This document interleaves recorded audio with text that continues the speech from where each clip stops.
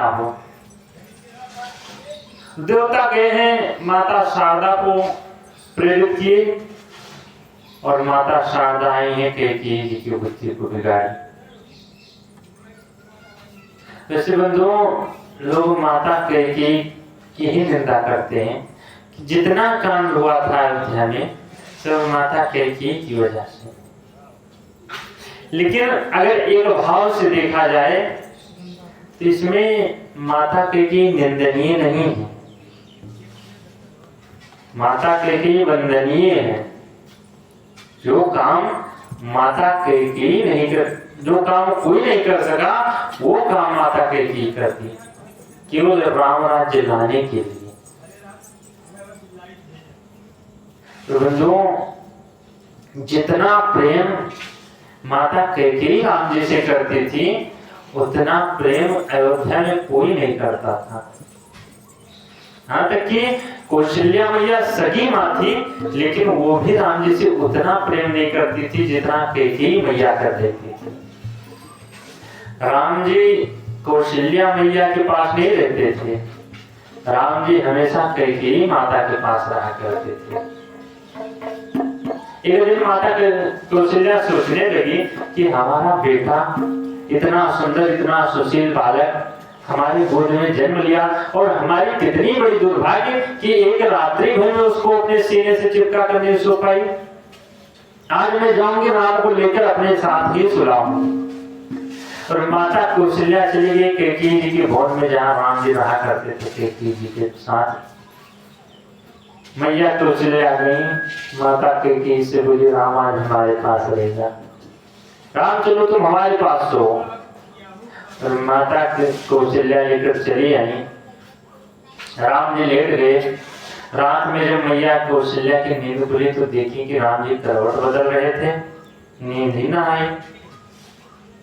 माता कौशल्या बोली बेटा तुम अभी तक सोए नहीं, जग क्यों रहे हो? राम जी ने कहा मैया जब तक मैं कैकेयी माँ के पास नहीं जाऊंगा तब तक तुमको नींद ही नहीं आएगी। और माता कौशल्या उसी रात्रि राम जी का हाथ पकड़ कर लेकर गई कैकेयी जी के भवन में। तो देखी कैकेयी जी कोने में बैठे सिसकियां भरकर रो रही थी। पूछी कैकेयी तुम रो क्यों रही हो? कैकेयी माँ ने कहा जब तक राम हमारे पास नहीं रहेंगे तब तक हमको नींद ही नहीं आएगी। तो वो इतना प्रेम राम जी से करती थी। लेकिन अगर देखा जाए वनवास की बात,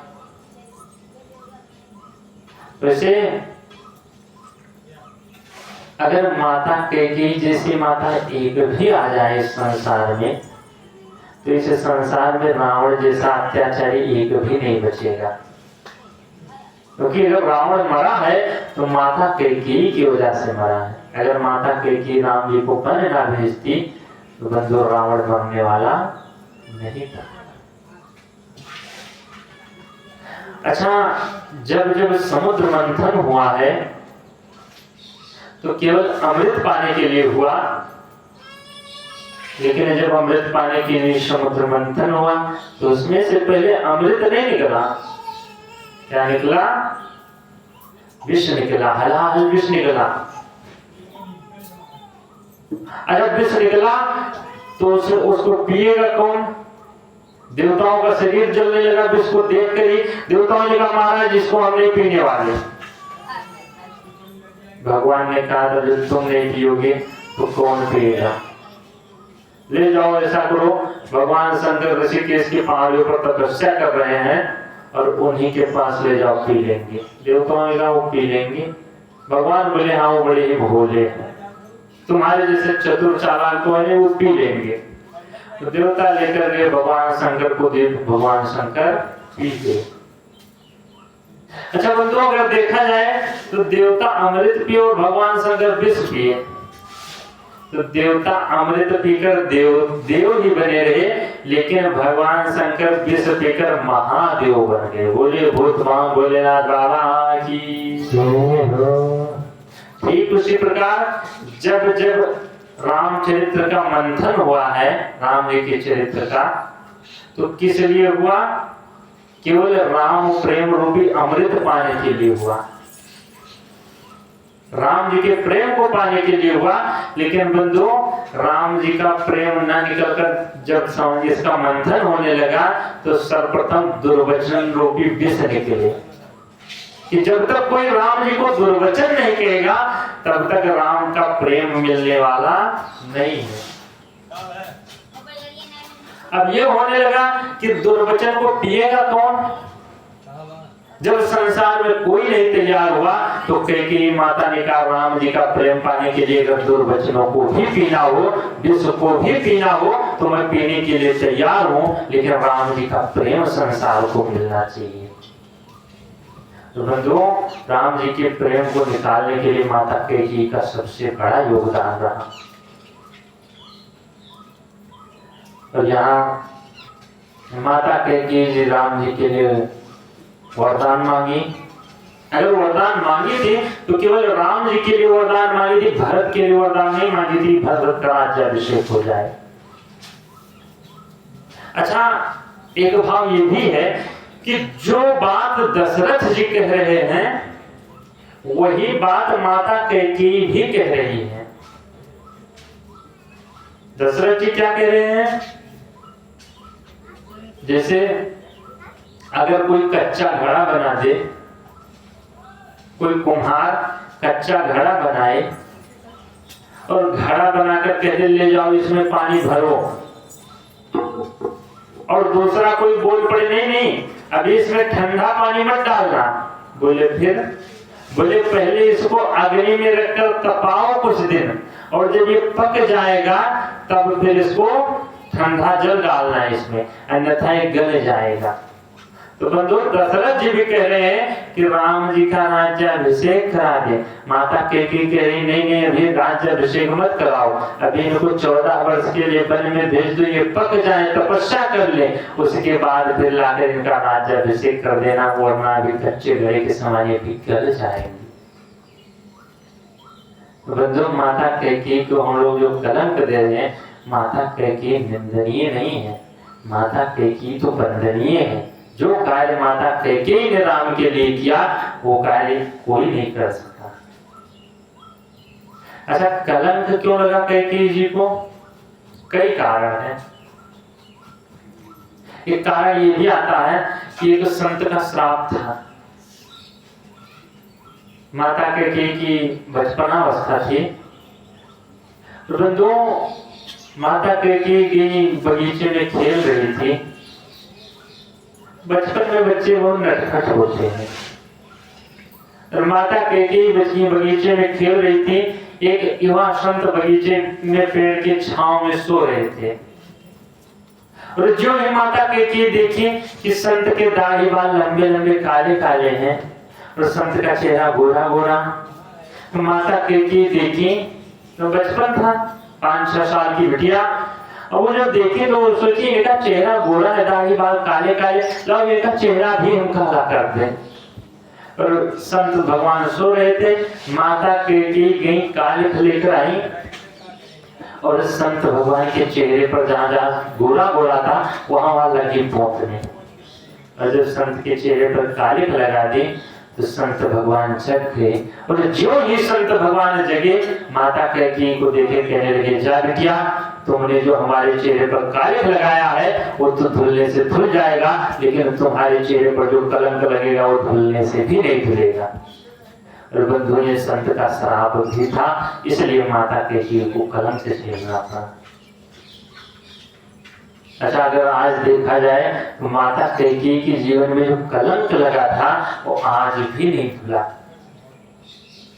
आज भी लोग अपनी बिटिया का नाम कौशल्या रख देंगे, सुमित्रा रख देंगे, लेकिन कैकेयी कोई नहीं रखता, क्योंकि कैकेयी जी के नाम पर भी कलंक लग गया। और यहाँ माता कैकेयी 2 वरदान मांगी। सुनो प्राण प्रिय भावत जी का, देवो एक वर भरतहि टीका। पहला वरदान भरत जी का राज्याभिषेक, मांगो दूसरे वर कर जोड़ी, पूर्वहु नाथ मनोरथ मोरी। दूसरा वरदान हाथ जोड़कर मांग रहे कि महाराज दूसरा भी पूरा कीजिए। दशरथ जी ने कहा देवी पहला वरदान जो तुम मांग रहे हो, भरत जी का राज्याभिषेक, भरत राम मोरी दुई आंखी। आखिर भरत और राम जी हमारे दोनों आंख हैं, दोनों आंखें समान होती है। अगर राम जी का करने जा रहा था इससे बढ़िया भरत का ही हो जाएगा, कोई फर्क नहीं पड़ता। दूसरा वरदान मांगो, एक जी ने कहा मांगो दूसरे वरे करे जोरी, पूर्वहु नाथ मनोरथ मोरी। तापस देश विशेष उदासी, 14 वर्ष राम वनवासी। तपस्वी का वेश रखकर उदासीन व्रत का पालन करके राम जी का 14 वर्ष के लिए वनवास हो जाए। जो ही दशरथ जी सुने दूसरा वरदान, दशरथ जी पछाड़ खाकर गिर पड़े। दशरथ जी ने कहा कि ऐसा मजाक अच्छा नहीं लगता। कैकेयी जी ने कहा हमको पता था तुम हमारे वचनों को मजाक से समझोगे, आखिर क्या तुम्हारे कुल की यही रीति है कि दान कहाओ और कृपणाई, दानी भी कहते रहो और कंजूसी भी करते रहो। जब तुम वरदान नहीं दे सके तो वचन क्यों दे दिए इतना बड़ा। दशरथ जी ने कहा देवी जीवन मोर राम बिन नाही, अगर राम चले जाएंगे तो हमारा जीवन नहीं रहेगा। कैकेयी जी ने कहा अगर राम चले जाएंगे तो हमारा जीवन नहीं रहेगा, लेकिन एक बात और जानते हो, अगर राम जी सुबह सूर्य निकलते ही नहीं चले गए तो हमारा जीवन नहीं रहेगा। होत प्रात मुनि वेश धरे, जो न राम बन जाए तो मोर मरन रावो यजस, नृप समझे मन माय। राम जी वन को नहीं जाएंगे, हमारा मरण होगा और तुमको कलंक लगेगा। अगर राम जी वन को चले जाएंगे तो तुमको तुम्हारा मरण होगा, हमको कलंक लगेगा, हम घर में बैठकर कलंक झेल लेंगे। लेकिन अगर राम जी वन को नहीं गए तो हमारा मरण और तुमको कलंक लगेगा, तुम बाहर जाकर मुंह नहीं दिखा पाओगे। दशरथ जी समझ गए आज ये हमारा प्राण ही लेना चाहते हैं। दशरथ जी ने कहा देवी ये तुम नहीं कह रही हो, काल कहाओ तमोर, ये हमारा काल तुम्हारे मुख से कहलवा रहा है। लेकिन एक बात समझ लो, इस संसार में अगर राम जी वन को चले जाएंगे, भरत जी आएंगे कभी राजगद्दी पर नहीं बैठेंगे, राजा नहीं बनेंगे। और राम जी जाएंगे 14 वर्ष बाद लौट कर आएंगे, सकल भाई करेंगे शोकाई, सारे भाइयों की सेवा करेंगे, राम जी राजा बनाए जाएंगे। अयोध्या जैसी की तैसी फिर बच जाएगी, लेकिन दो चीजें अयोध्या से कभी नहीं जा सकती, तोरे कलंक मोरे पछतावा, मोयो हो न मिटी ना जाए कावा। जो तुम्हारे ऊपर कलंक लगेगा और हमारा जो पछतावा रहेगा मरने के बाद भी नहीं मिटेगा। और इतना कहते हैं राम भरत जी, दशरथ जी व्याकुल होकर पृथ्वी पर गिर पड़े। राम राम रटे बिकर भुआलो, जनो बिनु पंख विहंग जहालो। जैसे पक्षी बिना पंख के तड़पता रहता है, उसी प्रकार दशरथ जी तड़प रहे थे। तो यहाँ से सुबह हुई, सुमंत जी आए हैं, दशरथ जी को देखे उठे नहीं। रोज तो दशरथ जी प्रातः काल भोर में ही ब्रह्म मुहूर्त में उठ जाते थे, लेकिन आज 8 बजे सूर्य निकल आया, लेकिन दशरथ नहीं उठे। सुमंत जी गए हैं, राम जी को भेजे, राम जी आए, माता कह गई बैठी थी, दशरथ जी मूर्छित थे। दशरथ जी मन में सोच रहे हैं कि अगर राम जी आएंगे और राम जी सुन पाएंगे कि पिताजी हमको वचन मांगे हैं वनवास का, तो राम ये तो नहीं पूछेंगे कि पिताजी क्यों वन में भेज रहे हो, लेकिन राम जी अगर इतना पूछ लेंगे कि पिताजी आखिर हमारा अपराध क्या था, अपराध बता दो जिससे मैं उसका पश्चाताप कर लूं, तो मैं उनका अपराध क्या बताऊंगा। दशरथ जी इसी सोच में मूर्छित पड़े हुए थे। राम जी कैकेयी माता से पूछे कि हमारे पिताजी ऐसे क्यों पड़े हुए हैं। कैकेयी मैया ने कहा, बेटा सुत समो सुत सनी होइते बचन उत संकट पर्यो नरीश। इधर तो पुत्र का मोह और उधर वचन की प्रतिज्ञा, इसी संकट में पड़े हुए। सका होता आय सुधर सिरु, अगर तुम इनकी आज्ञा मान सकते हो तो इनका क्लेश मिट सकता। राम जी ने कहा, मैया सुन जननी सोई सुते बड़े भागी, सुनो जननी सोई सुते बड़े भागी, जो भी तुम्हारो बचन अनुरागी, जो भी तुम्हारे वचन अनुरागी, तनय मातु पितु दोष निहारा, तनय मातु पितु दोष निहारा, दुर्लभ जननी सकल संसारा, दुर्लभ जननी सकल संसारा। राम जी ने कहा, मैया सुन जननी सोई सुत बड़े भागी, इस संसार में वही माता बड़भागी, वही पुत्र बड़भागी है जो पितु मातु वचन अनुरागी, जो माता पिता के वचनों का पालन कर सकते हैं। अन्यथा तनय मातु पितु दोष निहारा, इस संसार में ऐसे बालक बहुत कम मिलेंगे। दुर्लभ जननी सकल संसारा, इस संसार में दुर्लभ है जो अपने माता पिता को संतुष्ट कर सके। बंधु राम जी यहाँ से गए माता कौशल्या से आशीर्वाद लेने। कौशल्या माता तो बड़ी भोली। कौशल्या माता सोच रही हैं राम जी का राज्य अभिषेक। कौशल्या माता को कोई घटना पता नहीं। जो ही राम जी पहुंचे कौशल्या माता तो मगन हो गई। आओ बेटा थोड़ा कुछ फलाहार कर लो, अन्यथा जो तुम्हारा राज्य अभिषेक होगा। पंडित जी बैठा कर 2-2 घंटे तक मंत्रोच्चार करेंगे और तुमको भूख लग जाएगी, कुछ खा पी लो। राम जी ने कहा, मैया राज्याभिषेक हमारा नहीं होगा। मैया ने कहा, क्यों? बोले राज्याभिषेक तो भरत जी का होगा। बोली आखिर ऐसा क्यों?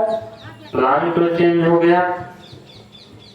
राम जी ने कहा, मैया पिताजी ने हमको कहा कि तुम बड़े हो और तुमको हम बड़ा राजा बनाएंगे, भरत छोटे हैं, भरत को छोटा राजा बनाएंगे।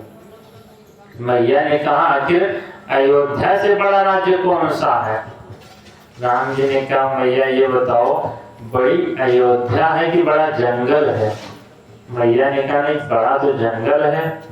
राम जी ने कहा, मैया पिता दीन मोहि कानन राजू, पिताजी ने हमको जंगल का राजा बनाया। बंधु राम जी ऐसा नहीं कहे कि हमको पिताजी ने बनवास दे दिया। राम जी कह रहे मैया पिता दीन मोहि कानन राजू, जंगल का राजा बना दिया। मैया कहने लगी, बेटे पर पिता का अधिकार उतना नहीं होता है जितना अधिकार माता का हुआ करता है। और अगर पिता ने केवल कहा है तुम वन को जाओ, तो तुम माता की आज्ञा को श्रेष्ठ मानकर वन को बिल्कुल मत जाओ। मैं कह रही हूं तुम वन को मत जाओ। राम जी ने कहा, मैया पिता ने ही नहीं कहा है, माता कैकेयी ने भी कहा है। माता कौशल्या ने कहा, बेटा तो अगर माता कैकेयी ने भी कहा है तो कैकेयी हमारी सौतेली तुम्हारी माता भी है, इसीलिए अगर माँ ने आज्ञा दिया है तो तुम अवश्य वन को जाओ। अच्छा बंधु, अगर कौशल्या माँ की जगह पर दूसरी माँ होती तो हमको तो लगता है कैकेयी माँ से लड़ गई होती कि कैकेयी माँ को छोड़ती कि हमारे बेटे का अधिकार है, तुम अपने बेटे को राजा कैसे बना रही हो? हमारे बेटे के लिए इतना बड़ा उत्सव हो रहा है, तुम कैसे बना रही हो? लेकिन बंधुओं, अच्छा अगर अच्छी माँ होती लड़ाई करने में तेज ना होती, आप लोगों जैसी भोली होती, तो कम से कम इतना तो कह सकती थी कि हाँ, आपके बेटे को अगर राज चाहिए तो राज पर तुम्हारा बेटा ले, लेकिन हमारा बेटा हमारे साथ कुटिया में रह लेगा, लेकिन वन को नहीं जाएगा। इतना तो कह सकती थी। लेकिन माता कौशल्या इतनी बोली कि माता कौशल्या ने ये भी नहीं कहा कि राम जी वन को नहीं जाएंगे। माता कौशल्या ने कहा कि अगर कैकेयी माँ ने कहा है तो तुम बेटा वन को अवश्य चले जाओ। और यहाँ सीता जी को पता चला कि राम जी वन को जा रहे हैं। सीता जी दौड़ी दौड़ी चली गई। राम जी बहुत समझाए कि तुम यहीं रहो। माता सीता ने कहा मैं रुक तो जाऊंगी, लेकिन हमारे प्राण नहीं रुकेंगे, क्योंकि कहीं छाया किसी जीव को छोड़कर अलग हट सकती है। राम जी ने कहा छाया कहाँ से अलग हो सकती है मैया? सीता ने कहा तो हम तो आपकी छाया है, इसीलिए हम अलग जाने वाले नहीं हैं। राम जी बहुत समझाए, वहां बड़े बड़े राक्षस, बड़े बड़े जानवर डरोगी। मैया सीता ने कहा हमारे लिए तो अयोध्या वही जहाँ आप विराजमान रहोगे, अवध तहाँ जहाँ राम निवास हो। माता सीता नहीं मानी। इधर लक्ष्मण जी को पता चला। लक्ष्मण जी दौड़े दौड़े चले आए। माता इधर राम जी समझाए कि बेटा तुम रहो, माता पिता गुरु की सेवा करते रहो। लक्ष्मण जी ने कहा प्रभु माता पिता गुरु जाने का हो, मैं तो माता पिता गुरु किसी को नहीं जानता। अगर हमको नहीं ले चलोगे साथ में तो मैं अभी सरयू में कूद कर प्राण दे दूंगा। राम जी सोचे जो आता है वही आत्महत्या की धमकी देता है।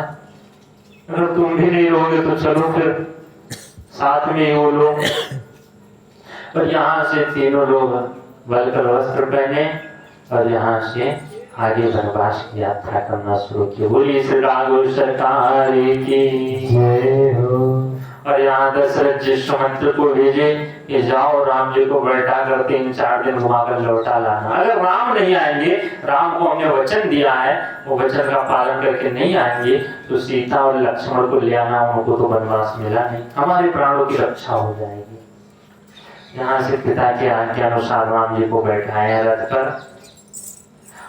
सब अयोध्या की जनता पूरी साथ में हो गई। राम जी बहुत लौटाने की चेष्टा की अयोध्या वासियों की कि तुम लोग लौट जाओ। अयोध्या वासियों का अन्य का नहीं प्रभु, घर मसान परिजन जन भूता। अयोध्या तो पूरा अयोध्या ने शमशान लगने लगी और परिवारी जन जो हमारे यहाँ भूतों की तरह लग रहे हैं। घर मसान परिजन जन भूता, इसीलिए अब तो हम आपके ही साथ चलेंगे। और बंधुओं, जिस घर में अगर राम जी जिस घर से निकल जाएं वो घर फिर घर नहीं रह जाता, वो शमशान ही हो जाता है। जिस घर में भगवान का पूजा पाठ ना हो, भगवान की प्रतिमा ना हो, वो घर घर नहीं होता, वो घर शमशान ही हो जाता है। अच्छा, शमशान में और घर में अंतर क्या है? अगर देखा जाए शमशान में घर में अंतर क्या? आजकल शमशान में भी भूत प्रेत रहते हैं और घर में भी देख लो तो प्रत्येक घर में भूत पिशाच ही पड़े रहते हैं। बाबा हमारे घर में भूत प्रेत है, कोई उपाय कर दो। हमारे घर में ब्रह्म है, कोई उपाय कर दो। आखिर ब्रह्म है क्यों?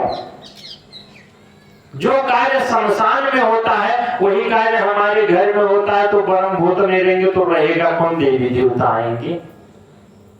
भाई शमशान क्यों कहा गया? शमशान इसलिए क्योंकि वहां लाश जलाई जाती है, इसीलिए उसको शमशान कहते हैं। और हम लोग जाते हैं मार्केट से भी खरीद लाएंगे, 1 किलो यहाँ भी जलाएंगे, वही कार्य होगा तो क्या भूत प्रेत नहीं तो देवी देवता थोड़े रहेंगे। बंधुओं, अगर भूत प्रेत रहते हैं तो हम आप अपने घर को शमशान बनाए, इसीलिए भूत प्रेत रहते हैं। अगर भूत प्रेत से छुटकारा पाना है तो ये सब कार्य छोड़कर भगवान की प्रतिमा लाकर बैठा दो और घर में अगर राम जी का स्थान दे दोगे, एक घर कमरा राम जी के लिए बना दोगे, तो बंधुओं जहां राम जी रहते हैं, राम दुआरी तुम्हें रखवारी, हनुमान जी रक्षा करने लगते हैं राम जी के दरवाजे पर। और जहां हनुमान जी रक्षा करने लगेंगे बंधु वहां भूत पिशाच निकट नहीं आवे, भूत पिशाच निकट नहीं आवे, महावीर जब नाम सुनावे, महावीर जब नाम सुनावे। और इसीलिए भूत प्रेत से बिल्कुल छुटकारा मिल जाएगा। और अगर तब भी भूत प्रेत से छुटकारा न मिले तो बंधु उसी क्षण समझ लेना कि राम जो हनुमान चालीसा है गलत लिखी गई तुलसीदास जी।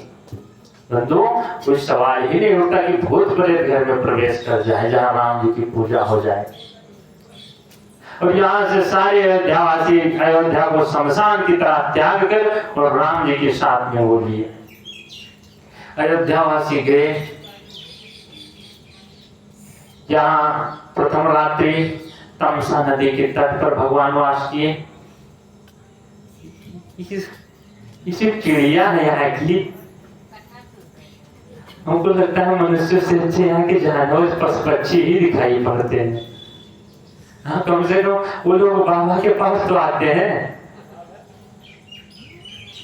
हाँ, बाबा को यहाँ पलटूपुरवा से खिलाने नहीं आते तो बच्चे पहुंच जाते हैं खाने ही, बाबा हमको ही कुछ खिलाते रहो। बोले श्री राघव सरकार की। हाँ, अभी इनकी भी एक विचित्र घटना है यहाँ के पक्षियों की। अभी दूर दाना फेंक देते नहीं खाएंगे, पास में थाली चावल की रखी रहेगी, उसी पर बैठेंगे कि देखे बाबा जी के बाद क्या बिगाड़ लेंगे। तो आइए हम लोग कथा में प्रवेश करें। बोलिए श्री रामचंद्र भगवान की। थोड़ा जोर से सब बोल दिया करो। बोलिए श्री हनुमान जी महाराज की। और यहाँ से भगवान गए हैं तमसा नदी के तट पर वास किए हैं। रात्रि हुई, भगवान की प्रेरणा से सब जनता सो गई, अयोध्यावासी सब सो गए। अब जब सब अयोध्यावासी सो गए, भगवान समझ गए कि ये जो अयोध्यावासी हैं ये हमको पाने के लिए नहीं आए हैं, सुख के लिए आए हैं। अच्छा बंधुओं, अगर कोई दुखी होता है किसी चीज के लिए तो क्या उसको नींद आती है? जोर से बोलो। किसी को नींद नहीं आएगी। भगवान समझ गए कि ये जो अयोध्यावासी हैं ये सुख के लिए आए हैं, तो सब सो रहे हैं सुख की नींद में। और भगवान जब देखे कि सब सो रहे हैं तो भगवान के जाओ तुम लोग सो, चले थे। और भगवान यहाँ से फिर रात्रि में उठे तो देखे लक्ष्मण सीता और सुमंत्र जो सारथी थे मंत्रित दशरथ जी के, वो भी चल दिए साथ में। सुमंत्र के रथ पर भगवान बैठे और वहां से भगवान पहुंचे सिंहवेरपुर। सिंहवेरपुर जो भगवान पहुंचे, वहां निषाद राज वो नाम था। निषाद राज देखा भगवान को, भगवान को खूब सेवा सत्कार किया। और यहाँ से भगवान का सेवा सत्कार करके भगवान से बोला महाराज ऐसा कीजिए, अब कृपा करिए पुरधारिय पाओ, आप कृपा करके हमारे नगर में प्रवेश कीजिए। और यहाँ से भगवान बोले भैया देखो हम यहाँ से नगर में तो नहीं जा सकते क्योंकि हमने व्रत रखा है संन्यास धर्म का, इसीलिए अब नगर में नहीं जा सकते। निषाद राज का प्रेम देखे भगवान तो बोले भैया हम यहाँ तो रह सकते हैं आपके गांव के किनारे। और भगवान वहाँ उसी सिंहवेरपुर के गांव किनारे पूरी रात्रि रहे।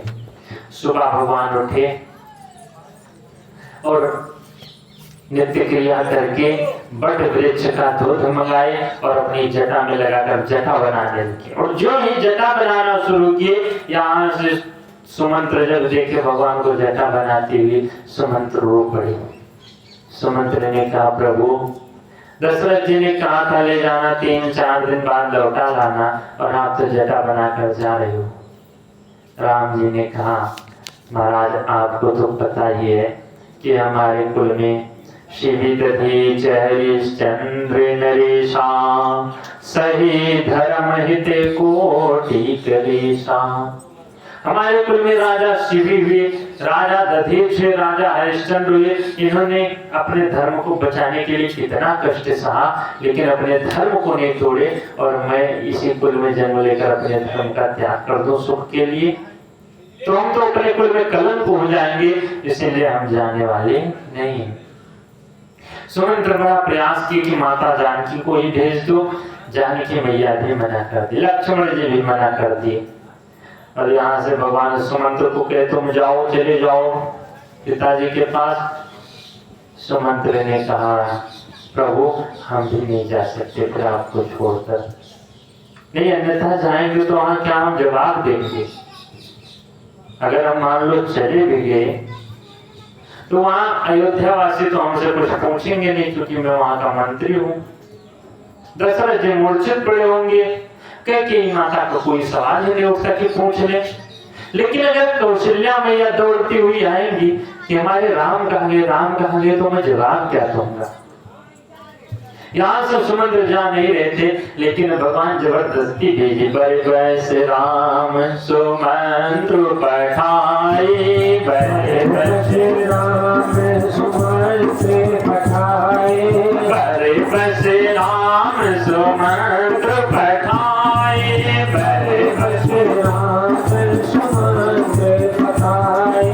सुर सर तीर आप तब आए, सुर सर तीर आप सब आए। माई नाव न कीवट आना, माई नाव न कीवट आना। गाय तुम्हारे मरम में जाना, गाय तुम्हारे मरम में जाना। जबरदस्ती सुमंत्र को भगवान भेज दिए। सुर सर तीर आप तब आए। भगवान गंगा जी के किनारे पहुंचे, बोले गंगे मैया की जय हो। और यहाँ से एक भक्त की कथा आती है, मांगी नाव न केवट आना। भगवान केवट से मांग रहे नाव। देखिए बंधु, केवट जो था वो किनारे नाव लगाया था। सब नाव वाले किनारे ही लगाते हैं, केवट भी किनारे लगा। जब देखा भगवान आ रहे तो लेकर बीच में चला गया। भगवान मांग रहे केवट भैया नाव ले आओ। केवट कह रहा है मैं नाव लाने वाला नहीं, मांगी नाव न केवट आन। भगवान बोले आखिर नाव क्यों नहीं ला रहा है। कहा तुम्हारे मर्म में जाना। केवट कह रहा है कि मैं तुम्हारे मर्म को